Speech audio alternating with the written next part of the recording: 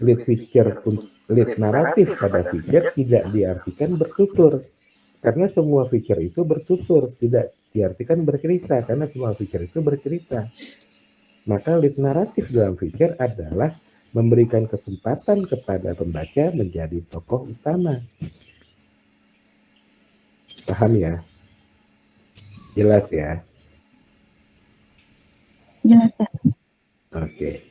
Ya. Sekarang kita lanjut sampai mana? Ke deskripsi. Ya, tadi sampai deskripsi, sekarang kita lanjut yang terakhir adalah nada. Ya.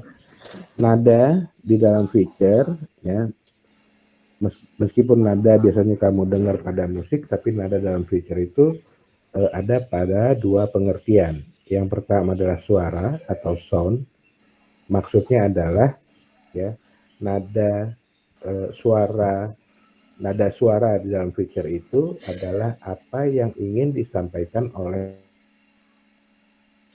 Jadi kalau kemarin saya contohkan, saya ingin menulis tentang kotornya Pantai Kute, berarti suara yang ingin saya sampaikan adalah tentang kotornya Pantai Kute. Dan itu masuk sebagai nada. Paham ya? Pengertian kedua dari nada adalah atmosfer atau suasana. Ya. Jadi ketika saya menuliskan tentang kotornya Pantai Kute, suasana apa yang saya ingin hidupkan? Ya. Yang pasti karena tentang kotor dan itu kontradiktif dengan keindahan Bali, maka pasti suasana yang terbangun itu ada kekecewaan, ada menyedihkan, ada perasaan sedih, kemudian ada jijik karena sampah, ya, dan sebagainya dan sebagainya. Sampai sini jelas? Paham?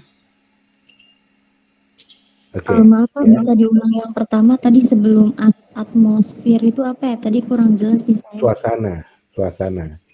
Atmosfer itu bahasa Indonesianya suasana, gitu ya. Nah, suasana di dalam tulisan itu bisa lebih dari satu. Tadi saya contohkan, ketika saya menulis tentang kotornya Pantai Kute, maka suasana yang saya bangun di situ adalah kekecewaan. Ya, saya kecewa karena ternyata kok Kute itu kotor ya. Saya jijik melihat sampah-sampah yang berserakan. Saya sedih melihat para turis kemudian nggak mau nggak mau datang lagi ke Kute karena kotornya itu, gitu ya. Kute itu akhirnya menjadi sepi. Gitu. Jadi lebih dari satu kan suasana yang saya bangun di dalam tulisan itu, ada kecewa, ada jijik, ada sedih. Mungkin bisa macam-macam lagi yang terbangun, gitu ya. Tapi kalau suara itu cuma satu pada satu tulisan. Jadi jarang banget satu tulisan punya dua tujuan yang penulis maksud. Kebanyakan satu tulisan itu hanya menyuarakan satu masalah, hanya menyuarakan satu tujuan. Sampai sini paham? Paham? Jelas?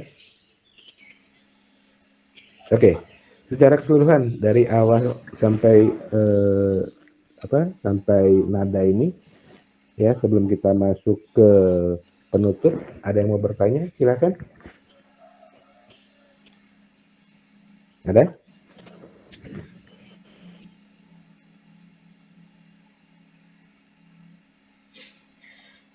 Udah jelas semua?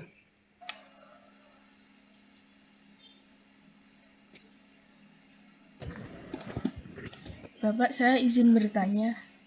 Yuk, silakan Jelly. Mengenai yang alinea tadi, Pak. Hmm. Kalau di tulisan feature itu setiap alinea ada batasan berapa baris gitu atau enggak ya, Pak? Terdiri dari berapa baris gitu? Gini, idealnya ideal ya. Kalau ideal tuh ya kamu tahulah ideal ya. Satu alinea itu 4 kalimat. Ya, idealnya itu. Satu alinea 4 kalimat. Satu kalimat idealnya 7 kata. Ya. Satu kata gitu ya. Kalau mau ditulisin ya, idealnya misalnya susah ya satu katanya. Tapi bolehlah kalau kamu bisa lakukan itu, ya. Nah, sekarang artinya apa? Artinya satu alinea itu 7 dikali 4, berarti maksimalnya 28 kata. Oh, iya, ya terima kasih Pak. Oke, ya. Idealnya, artinya ideal, seringkali orang tidak bisa ideal, tapi harus ada maksimal, ya. Satu kalimat maksimalnya 10 kata, ya. Nah, satu alinea maksimalnya, ya, kalau saya sih, ya, upayakan tidak lebih dari 5 baris. Tuh, ya. Iya Pak, terima kasih. Ada lagi? Yuk sama-sama. Ada lagi yang mau bertanya?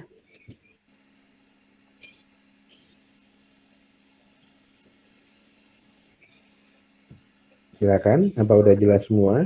Apa semuanya bingung? Ini kalau kamu diem, ya, saya jadi bingung nih. Kamu tuh paham atau bingung gitu? Jelas, Pak. Makanya saya bingung, Yumna biasanya jawab, kalau saya tanya jelas apa enggak, jelas Pak, ini kok diem juga gitu ya. Sinyal saya tuh dari tadi jelek banget, Pak. Oh gitu. HP-nya taruh di genteng Yumna. Apa, Pak? Kamu pakai HP kan? Iya. HP-nya taruh di genteng deh, pasti bagus suaranya. Sinyalnya pasti bagus. Nggak bisa, Pak. Ya karena kalau HP taruh di genteng, berarti kamunya juga harus ke genteng kan gitu ya. Iya, mateng terus saya. Oke, ya. Sekarang kita masuk ke penutup. Penutup itu seperti halnya lid juga punya beberapa jenis, ya. Kita lihat, saya share screen deh, supaya enak. Jenis pertama adalah penutup ringkasan, ya. Jenis pertama adalah penutup ringkasan. Kita baca di sini, ringkasan adalah penutup yang menggunakan poin-poin isi tulisan. Pasti kamu udah paham ya.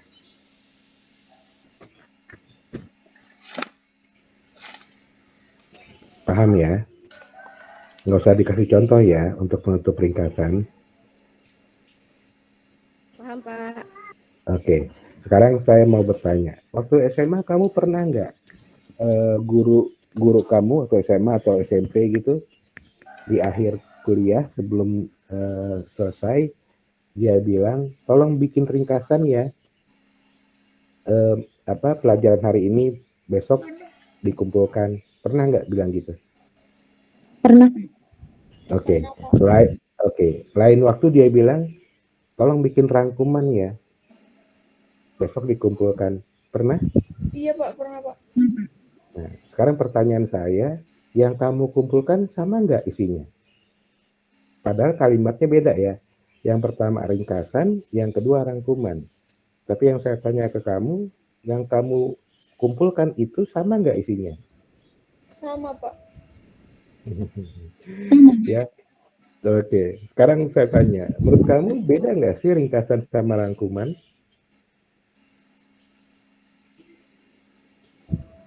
Biasanya ya Pak ya, kalau rangkuman itu biasanya contoh ada beberapa bab nih. Tolong kamu rangkum dari bab sekian sampai bab sekian gitu. Nah, kalau ringkasan itu biasanya si tulisannya itu tidak ada babnya, Pak, yang saya tahu gitu ya. Oke, pertanyaannya sekarang kalau emang begitu, rangkuman isinya apa? Ringkasan isinya apa? Poin-poin juga, Pak. Tapi kalau kalau rangkuman itu biasanya per bab gitu, Pak. Kita merangkumnya gitu. Seperti itu.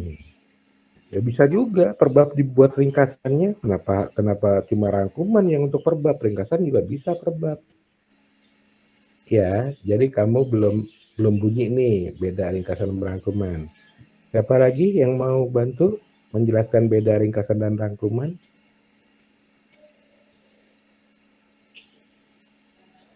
Ada? Saya stop sharing dulu ya.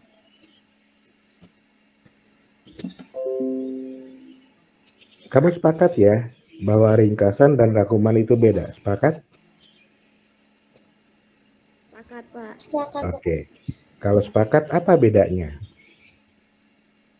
Waktu SMA sih, meskipun guru kamu itu minggu ini bilangnya ringkasan, minggu besok bilangnya rangkuman, terus ternyata yang kamu kumpulin itu sama aja isinya, ya, di dalam hati sih dia geleng-geleng kepala gitu. Tapi karena dia belum kasih pengertian bedanya ringkasan dan rangkuman, akhirnya dia terima aja meskipun dengan senyum, kan gitu ya. Ya kan? Sekarang kamu kok bilang ringkasan dan rangkuman beda? Berarti kan ilmu kamu makin dalam, kan gitu ya. Karena dulu kamu belum tahu bahwa ringkasan dan rangkuman itu beda. Oke, siapa yang bisa kasih definisinya? Made, mana Made? Ada nggak? Yo, Madenya Iya Pak, off cam. Iya, kamu tahu ringkasan sama rangkuman bedanya bedanya apa? ringkasan dan rangkuman apa? Mm-mm. Eh, Kalau ringkasan mungkin jelasinnya lebih ringkas kali Pak, lebih lebih tepat ke poin-poinnya. Kalau rangkuman kan dia mungkin lebih dijelasin lagi. Nah, jadi kalau gitu pengertian rangkuman apa? Made.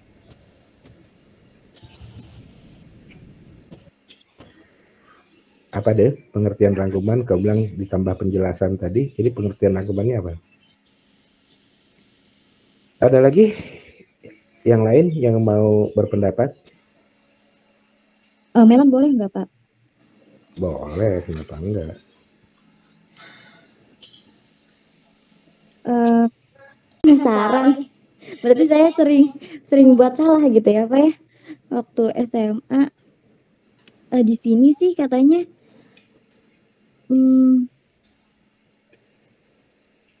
kalau merangkum itu menulis ulang sebuah materi dengan cara menghilangkan pembahasan yang tidak atau kurang penting, supaya dalam pembahasan baru hanya ada topik-topik penting saja. Nah, di sini katanya kalau rangkuman itu ditulisnya secara runtut dan jelas, sedangkan ringkasan terserah orang yang meringkas saja gitu. Oke, jadi kalau dari itu kamu simpulkan apa? Ringkasan apa, rangkuman apa?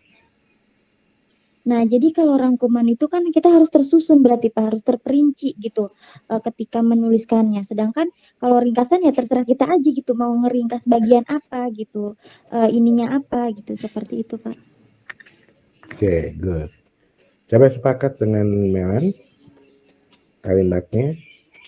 Tapi meskipun begitu, ya Melan udah kasih gambaran bahwa rangkuman itu ya tadi juga Made udah sampaikan ya, bukan cuma sekedar poin, tapi poin-poin itu digabung ya menjadi kalimat yang runtut ya, yang sesuai urutannya ya, ditambah penjelasan gitu.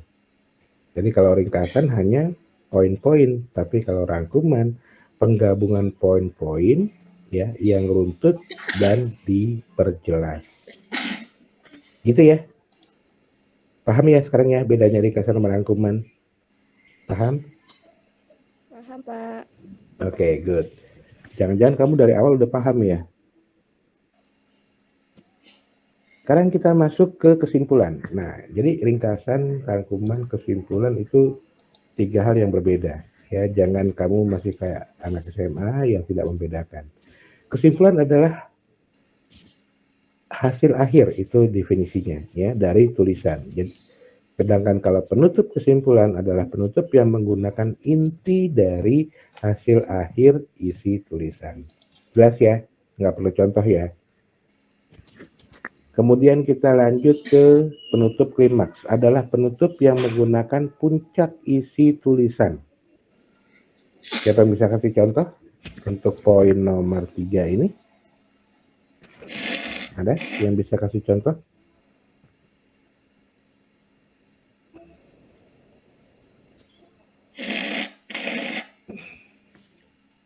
Siapa? Ini cowoknya pada nggak muncul ya? Ada nggak sih? Antar ada. Ada Pak. Kenapa nggak Anton? Kamera saya Pak jelek banget. Nah, Kalau jelek ya tuker yang baru dong. Belum ada duitnya, Pak. Oh, Rozi, Faru Rozi, ada nggak? Ada bro. Oke. Siapa di antara kamu berdua yang mau kasih contoh tentang klimaks? Penutup klimaks.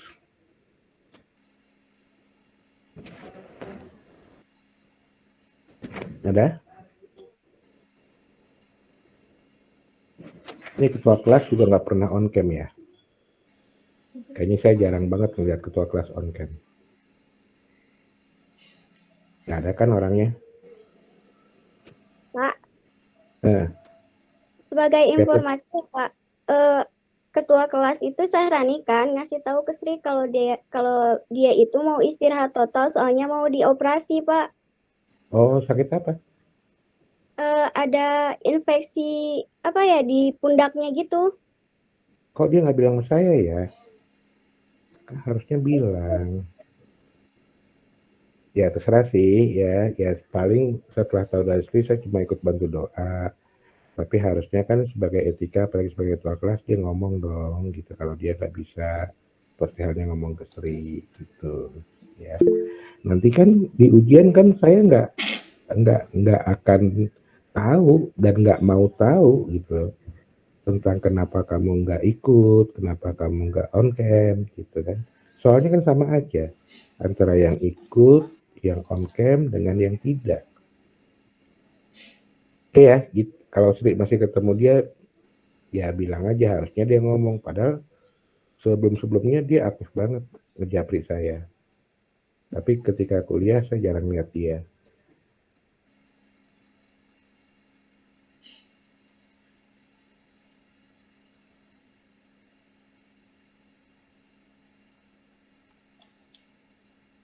Ya,